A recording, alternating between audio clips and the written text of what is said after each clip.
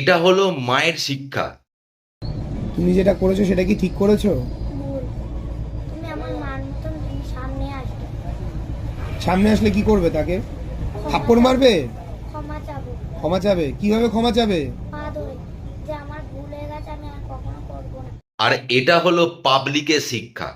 তার মানে তোমরা বুঝতে পারছো, যদি বাচ্চাটাকে সেদিন তার মা শিক্ষা দিত বা শাসন করতো, তাহলে আজকে হয়তো এই বাচ্চাটা ভাইরাল হতো না। ঠিক আছে, সরি, আর করবো না। সরি না বলো, আমাকে ক্ষমা করে দাও। আমাকে ক্ষমা করে দাও, আর কখনো করবো না। সত্যি কথা বলতে গেলে সোশ্যাল মিডিয়াতে এখন অনেক কিছু ছড়াচ্ছে। আমি সেখানে অনেকগুলো ব্যাপার পড়লাম যে এই মেয়েটার নাকি ছোটবেলায় মাথায় চোট লেগেছিল, তার জন্য নাকি মেয়েটা একটুখানি মেন্টালি একটু প্রবলেম হয়ে গেছে তার। তো এই কথাগুলো তো সত্যি কি মিথ্যে সেটা যাচাই পরে হবে।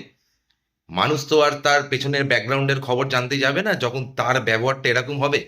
তবে পরিষ্কার কথা, মেয়েটা যেমন যে কথাগুলো বলেছে সেটা যেমন খুব বাজে দেখিয়েছে, তেমনই কিন্তু মায়ের ব্যবহারটাও দেখার মতো ছিল। সেই ক্লিপিংয়ে দেখতে পাবে মাও কিন্তু খুব একটা ভালোভাবে কারোর সঙ্গে কথা বলছিল না।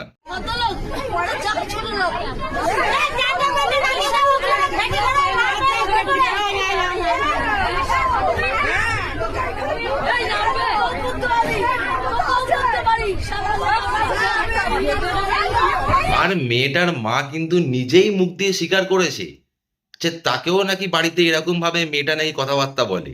তোমার মায়ের মতনই তো ওনার বয়স, তোমার মাকে এরকম বলে, তোমাকেও বলে এরকম একটা থাপ্পড় মারবো?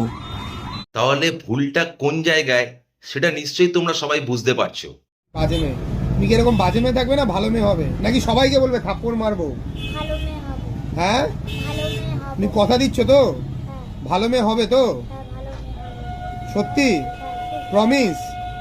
দেখো, এই বাচ্চা মেয়েটি এখন ভাইরাল হয়েছে, কিছুদিন তাকে নিয়ে কথাবার্তা চলবে, তারপর কিন্তু সবাই ভুলে যাবে। এই বাচ্চা মেয়েটি যে বলছে সে ভালো মেয়ে হয়ে যাবে, হয়তো ভালো মেয়ে হয়ে যাবে বা ভালো মেয়েই, সে এখনো পর্যন্ত ভালো মেয়ে, বাচ্চা তো তাই জিনিসটা একটু বাড়াবাড়ি লেভেলে চলে গেছে। কিন্তু এর খোঁজ কিন্তু আমরা কেউ রাখতে যাব না।